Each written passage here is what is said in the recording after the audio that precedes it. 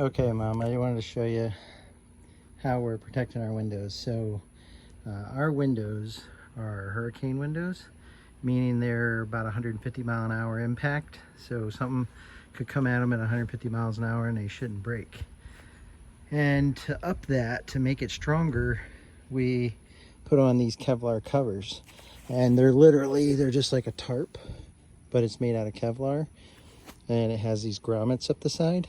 So every window we have has these screws up the side of it, and they have little covers on them, and all you do is pull the little covers off and it exposes the screw part of it, and then you take these grommets and you put it right over the edge of the window, so it'll go right down this side, and when you're done it'll look like this. So this is the Kevlar cover. It's up, and I have these little screws.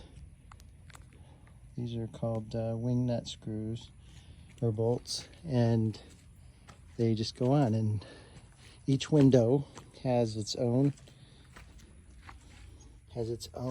number. Like this is window 6, and every window has its own cover. You can't turn them upside down, you can't swap them out, can't do anything with them. They're for each window.